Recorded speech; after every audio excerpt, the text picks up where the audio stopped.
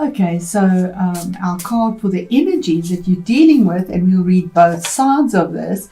The North Node, where the eclipse is, it came out the right way around, so that will be the effect, the positive effect, the right way around.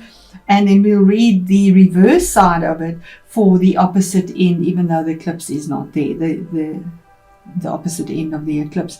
So bear is quite a powerful animal. It is very security conscious, it's protective. And yeah, we see him sort of coming out of hibernation. It could be to do with us being in hibernation and stuck in our caves, but wanting to get out. I think we all do quite desperately at the moment, to see what's happening around. So I'm going to pause this as I normally do, just to save time, and then get it in the book to read and see where the energies are that you're dealing with. The Taurus, there we go. So the eclipse is in Gemini with the North Node, your second house, and it is a lunar eclipse. And that the key words for you is primal power, sovereignty, intuition married with instinct. And it says here, the bear connects you with the very deepest of your ancestral roots. Yeah, at this level, you are in touch with the primal mother, the bear goddess Artia, who will defend you fiercely from all danger. You are connected also with the bear god Artios. I hope I haven't slaughtered that. The mighty warrior Arthur, the guiding pole star of the great bear. Your intuition will never fail you. If you will listen to it in the still darkness of the night, working with the bear gives you the opportunity to become a spiritual warrior like Arthur. You can find the way to come into your power by marrying your strength with your intuition. Integrating your primal power with your intuition means uniting your star power with your animal power, and both are symbolized by Art, the bear. So that's the eclipse energies coming in for you. Then the other energies that you will be dealing with, the other end of the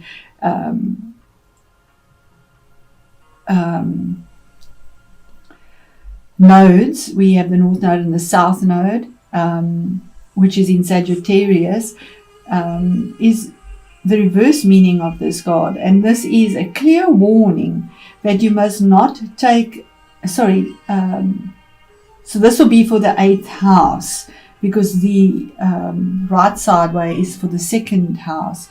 The 8th house this is a clear warning that you must take care not to be overwhelmed by the ferocious mother, by the berserk warrior, by forces of anger and primal ferocity that, untempered with the human qualities of compassion and reason, can damage not only your own life, but those of others around you.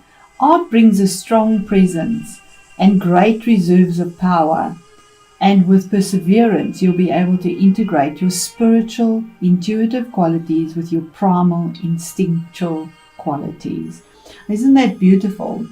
Especially with the 8th house, and he has a warning not to be overwhelmed by that ferocious mother, that, in other words, all the things that are happening to us, possibly COVID, whatever is happening, and wanting to protect what we believe in.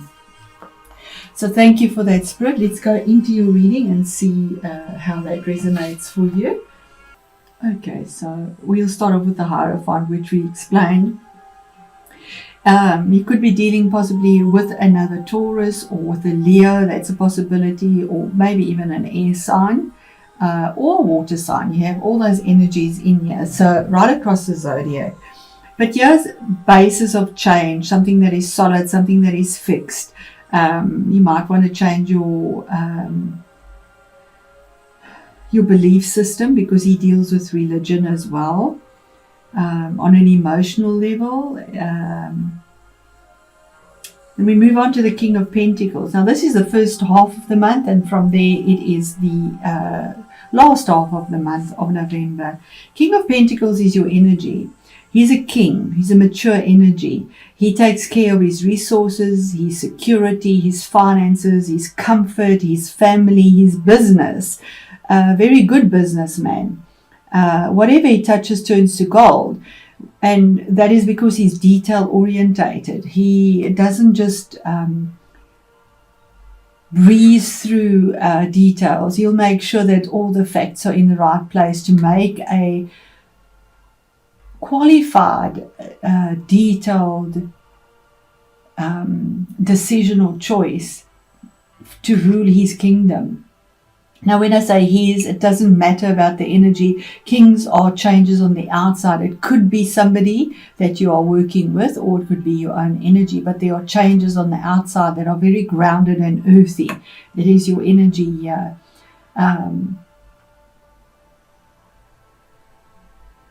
It could be about investment as well. That could be a possibility as well, because Pentacles is about finances. He's looking towards the future. He's got his scepter in his hand. He's made his decision and choice, and sitting there quite comfortably crossing his legs. He's done it. He's made his choice. He knows where he's going. And possibly by the new moon. And we do have a new moon. If I'm not mistaken, it'll be in Scorpio, November. Possibly there could be a change of something with finances or security, that you'll be dealing with, or investments. And here's the Knight of Swords, and this again could be somebody or your own energy. If it is somebody younger, maybe in the late 20s, early 30s. Excuse me. Let me just have a drink of water here. Sorry for that. Okay, so the Knight of Swords, as I said, could be somebody between the late 20s, early 30s, somebody that has a goal and intention that goes forward for something that they want clarity on. It could be about a contract. It could be about a new vision. There's a light on the sword and there's a falcon there. So there's some sort of focus on something. Normally we see this horse charging in, but in this deck he's standing ready to take the next step. So it is coming from a place of not chaos, which is normally the case with this knight. In this deck, he is standing ready to take the next step, but with clarity. He's not sort of going in with his sword in a chaotic manner, and you see the trees and everything all jagged. Yeah, it's actually quite peaceful and well thought out, and he's looking directly at that if we look at this deck here. So this could be your own clarity of mind for some goal, something that you have set up, and you have the clarity now, possibly a contract. It could be a new job, a new work, a new position, or new investment, or something that you're investing in, or a belief system. It could even be a relationship, because he's a priest. So that could be something to do with with traditional values, and he has this clarity of mind because we have the light on that sword lifted on high. The shield is on the back, so it's not protecting. We have the wings of Mercury on this helmet, so there's information here or clarity that has been a focus that is finally there, and the horse has now received it. He's clothed in blue, so it is truth there.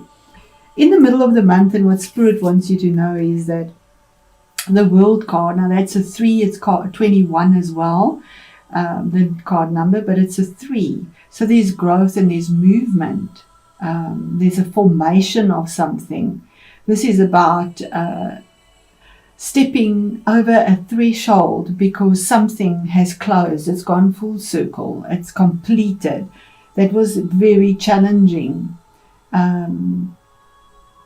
That possibly dealt with the past, but it's final, and you the victor. This is victory over something, and we see her here with her foot right over the threshold, and the other one is already lifted with the light beneath her, feeling elated. She's pushing forward. Her chest is pushed forward, pushing forward. With the wind in her hair, and there again we have this new moon again. I do believe that something significant comes through for you, Taurus, with the new moon, that there's victory over something that has been there for a long time. It is the last of the major arcanas, and it signifies victory with that laurel over something that has been difficult. It also signifies travel, but I doubt that that's very possible at the moment with the restrictions that we have. But those are the energies here, and this is a general reading.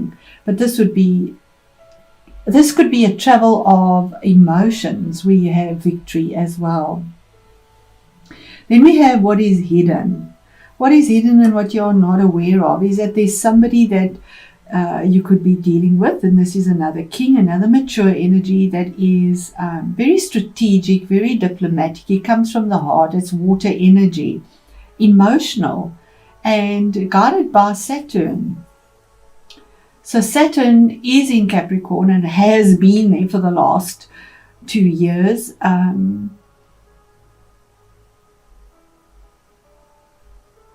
And I just want to see where that falls for you. Hold on. Yes, Taurus, it is what I absolutely got a field for you. And that Saturn, where Saturn is placed for you the last 2 years, is in the 9th house of higher learning, higher education, your belief systems, and also what you've endured and what you have set in stone basically now. So this could also be about some form of change on how you navigate through your emotions. It is a lunar eclipse, or being more mature in how you handle your own emotions and fears. But it could be a person that you deal with as well. It would be mature energy, and as I say, being very strategic and diplomatic in the choices that are made to make changes on the outside. You have 2 kings here, for the better. And he's looking up towards this epiphany he's had and this victory, and this one is looking down towards what is coming, and she's looking as well. And the next card is the Tower. Now that's the challenge or the difficulty. So the challenge or the difficulty is something, the universe brings something down because it just is not serving you. It is a round tower on a square base, and they just don't fit. This always makes me think of Uranus, although it's Mars. And we have Mars in Aries, which is very strong, and Uranus is in your sign and has been there and will be there for quite some time still. So this is change that needed to come through, something that the rug had to be pulled out. It can be sudden and can be traumatic, but it's always for our improvement. And when you're looking at it there emotionally, Saturn has brought stability. It's something you can handle. It is an offer also by the looks of it. He has an offer of something in his hand, of emotional security that is brought through as this that doesn't serve you comes to an end, or there's a sudden epiphany of something that comes through that wasn't expected. It needn't always be traumatic, although the Tower is traumatic. I feel that it could be something that is just suddenly brought to you. And then we have the Strength card. Now the Strength is having, and she's looking at this, he's looking, it's emotionally strong. He has the strength to have the conviction to stick to whatever it is that you need to do. And strength is all about having the courage from within, listening to your intuitive guidance, that gut feeling, and not just losing hope or faith and sort of going off and being fearful for the things that you feel threatened by, the beast or the lion, or the things that you are afraid of.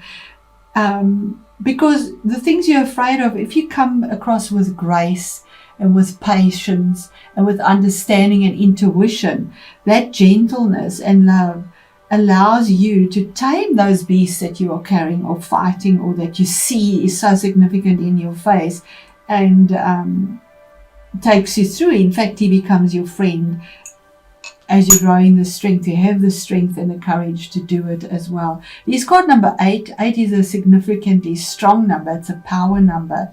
The Tower is 16, which is 7. So it's a choice, a sacred choice that is made between emotions and the strength and courage to do what you need to do, because you have your epiphany here. This is such an exciting reading, so positive. So positive. It could have something to do with your home as well.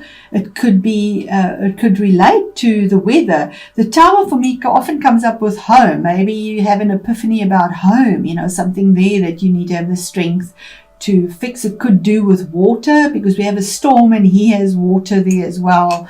And we do have quite crazy weather out there at the moment. So it could possibly be something like that as well. Because traditional values, it also deals with your property, your second house, but it is lunar, so the emotions around that.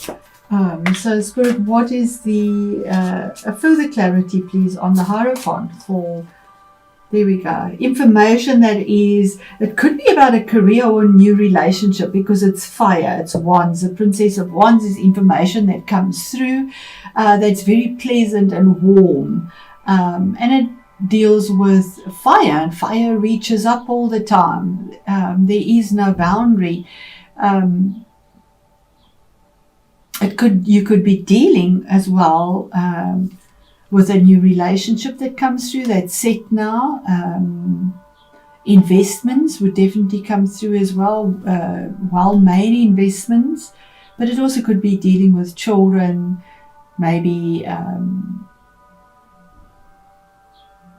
christening, baptism, anything like that. But it's very pleasant energy and news that comes through. Then we have now the King of Swords, from the Knight of Swords to mature energy. He's all about knowing where he wants to go. He's been sitting, contemplating. We see him holding his chin there, about something that he desperately wants clarity on in truth. And the same thing there, the blue clothing. Both these decks are so similar. But yeah, he's mature. Yeah, he got the idea. He received the epiphany. He had his focus on there, and yeah, he's rock solid. He's sitting on a rock in his truth. He's got his sword in his hand, sword of truth, to make a decision, possibly around contracts, investments, marriage, could be dealing with a legal situation as well. That could be a possibility as well, because he is a man that would be maybe in authority somewhere, dealing with authority as well. And when I say he again, I won't even go into that. It is change on the outside that is brought through intellect and absolute clarity about where you're going. And he's ready to get up. I mean, his one foot is off the floor already. He's not relaxed. He's ready to get up and do what he needs to do. And the Tower. What is the Tower about? So this could be somebody in your life, or it could be your own energies, that you have this mature decision, clarity, whether you're male or female, that you make the choice, and the choice affects your outside world and the way you live or the way you work. This could be definitely about marriage. Four of Wands is or your home, the Tower. The Four of Wands deals with houses, about moving, renovating, marriage, something that's committed. We have the four pillars now. You have something that is grounded, but it's committed. There's a commitment here. And it deals with families, home, the magic in the center. Yeah, we have the square with the round in the center that comes apart. And here we have the four corners with the round in the center, bringing magic that comes through. And your strength card, Spirit. What is the strength card? I know this is long, Taurus, but it is an eclipse reading, so it will always be a little bit longer. Strength is something that comes to an abrupt end, that you might feel a little bit betrayed about, or it was unexpected, or it was very difficult, or there was extreme conflict in this. It could have been a legal thing. It could also be health, maybe surgery. But this is almost the feeling of you were left out to die. You know, I mean, like the last sword was cast and you felt quite isolated and left, alone to fend for yourself. But the 10 is always about the culmination, the ending of something. The last sword is cast, as I say. There is no more that can be done. It is done, it is dusted, it is finished. And it had to come to an end so that something new can come through as well. So 2 difficult energies, but you have the strength and courage to get through this because you are mature in your emotions. You have clarity of mind, and there is a victory here promised to you. So what a beautiful reading, Taurus.